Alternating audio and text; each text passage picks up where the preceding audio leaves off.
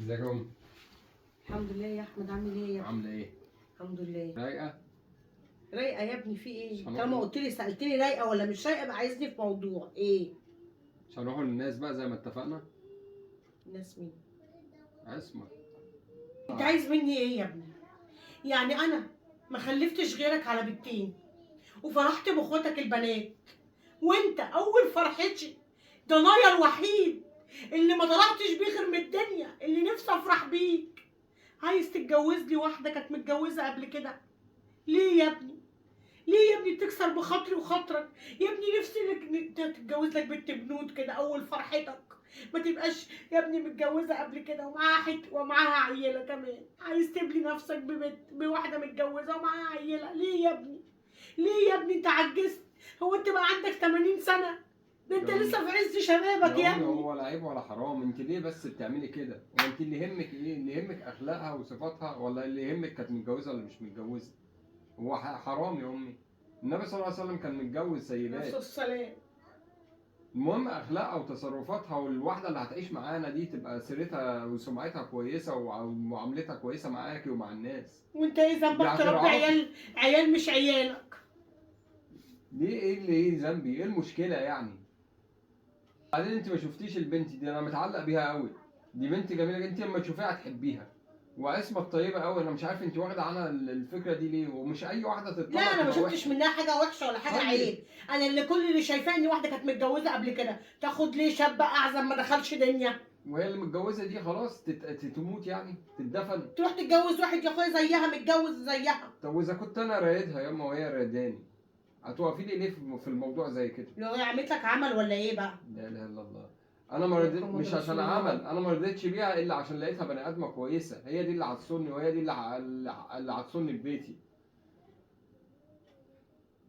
انا خلاص، انا تعبت من المشوار ده، تعبت من المشوار ده، وانا دماغي جاي عماله تجيبني وتوديني بعد ما اهدى واقول ماشي طالما كويسه وانت وبرد ارجع تاني اقول لا انا عايزه ما حلتش غيره في الدنيا، طب ما بقول لك طلعتش إيه؟ بيك غير من الدنيا. بقول لك ايه؟ إيه؟ انا عندي حل يعجبك كده. قول. اعملي زي ما انا عملت. صلي صلاه استخاره. انا معود نفسي كده، ما تخطيش خطوه الا لما اصلي صلاه استخاره.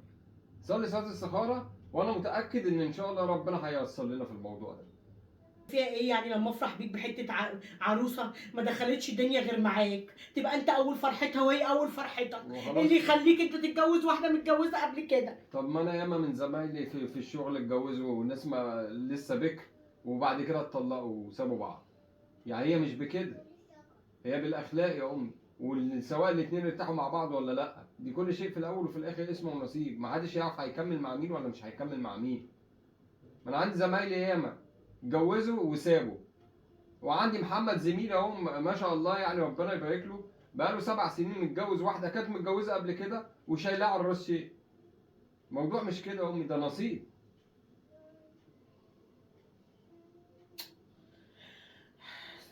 طب شوفيها بس يا يا امي. رب اعمل ايه يا رب؟ شوفيها رب بس أعمل يا امي إيه؟ وانا يا رب متاكد. ارمي في النار يا رب، ولا اعمل ايه يا رب؟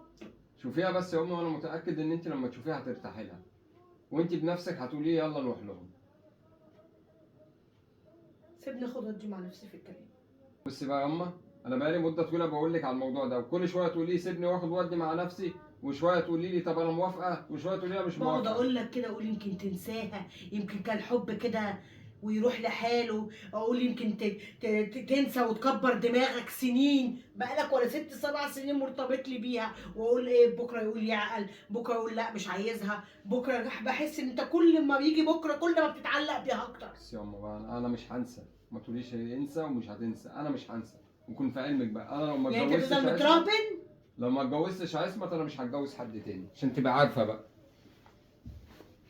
يا رب اعمل ايه يا رب؟ يا رب الولا هيضيع مني يا رب، يا رب شكله البنت مالفه عقله، يا رب اعمل ايه؟ يا رب حلها من عندك. اقول له ايه؟ اقول له جيبها لي واشوفها لعل وعسى، يرتاح لها يطفش واقول لها ابعدي عن ابني، يا اما مش عارفه. يا احمد، واد يا احمد، ايه وافقتي؟ انت جاي لي تجري قوي وافقت؟ لا ما وافقتش لسه، بقول لك بفكر. بقول لك ايه؟ ابعتها لي.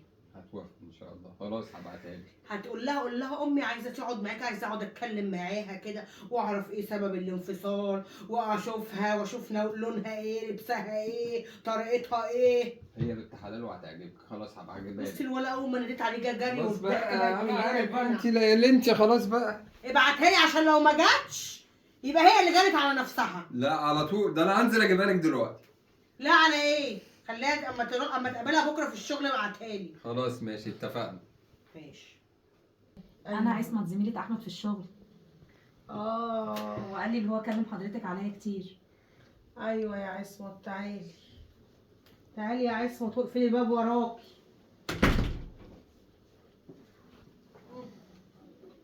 ما تاخذنيش يا بتش. لا ولا يهمك يا حاج، ولا يهمك. هو دايما كان يحكي لي عن يا اختي ابني اللي متعلق بيكي وكل شويه عصمت عصمت عصمت عصمت عصمت عصمت.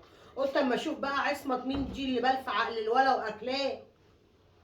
والله يا ماما انا ناس اتقدموا لي كتير من ساعه ما اتطلقت يعني بس انا ما ارتحتش لحد غير احمد ابنك، يعني ربنا يخليكي ويجازيكي خير على تربيتك اللي انت مربياها. ده انا ما حيلتيش غيره، مربياه ونعمه التربيه والاخلاق، معلماه على اللي يرضي ربنا. هو باين عليه يا ماما، عشان كده سبحان الله سماحكم على وجوههم. وانا نفسي ماما ابني يقع مع واحده تخاف عليه وتصونه وترعاه.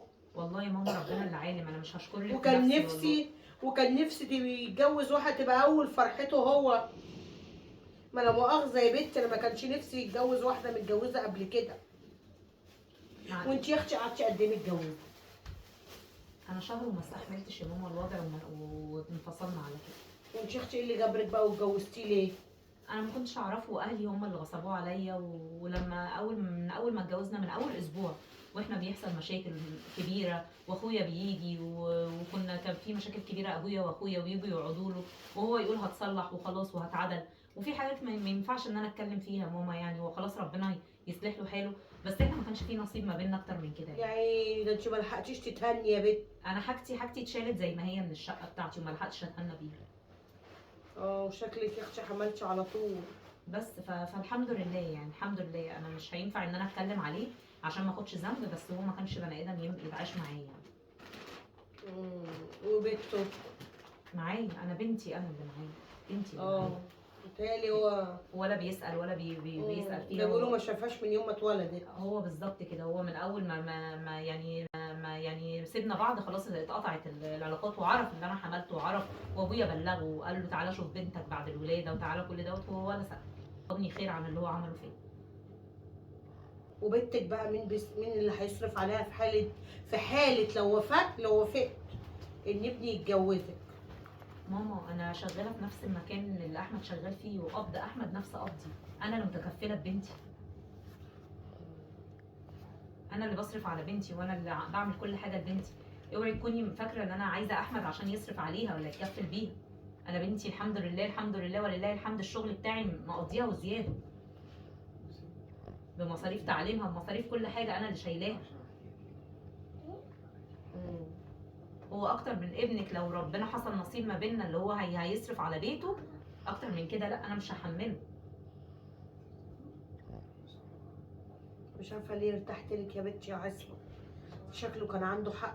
ربنا يخليكي يا ماما، ربنا يخليكي، وانا عارفه والله ان انا فكر ان انت بقى كنتش متجوزه بقالك سنين ومش عارفه ايه، بس الولد متعلق بيك. انا كل شويه اوافق وارفض اوافق وارفض، والشيطان حابه يقول لي لا احترم ابنك ازاي اللي اول فرحه ليكي، وبعد كده ارجع اقول وعادي طالما بنت ناس. ما انا عندي ابن اختي كان متجوز بنت بنوته وكان اول فرحته، وفي الاخر البنت طلعت طماعه وتبص لفوق في العلالي وما ارتاحش وطلقها. فيا عالم مش كل المتطلقين اظلمهم. ايوه يا ماما والله انا عندي ولايه. هو ده اللي انا بقوله لك والله، واللي انا قصداكي بيه، ومش اكتر من اني نفسي بجد ان انت توافقي علينا، عشان انا نفسي ارتبط بحد محترم زي ابنك يا ماما. خلاص يا عصمت، انا مبدئيا يا بنتي كده يعني حاسه كده فيك القبول وارتحت لك، ربنا يخليك، وهجرب. انا هجرب، ابني لو مرتاحش معاكي يطلقك وخلاص. بس انا هصلي الاول صلاه استخاره ماشي واللي يريده ربنا. ايوه طبعا دي اهم حاجه. وانت مش عايزاني بقى في حاجه تاني؟ لا شكرا يا ياسمين، انا بس قلت ابص عليكي واشوفك. ماشي، استاذن حضرتك بقى. ماشي، يلا سلام عليكم. اتفضلي يا مع حبيبتي. السلامه يا ماما. مع السلامه حبيبتي.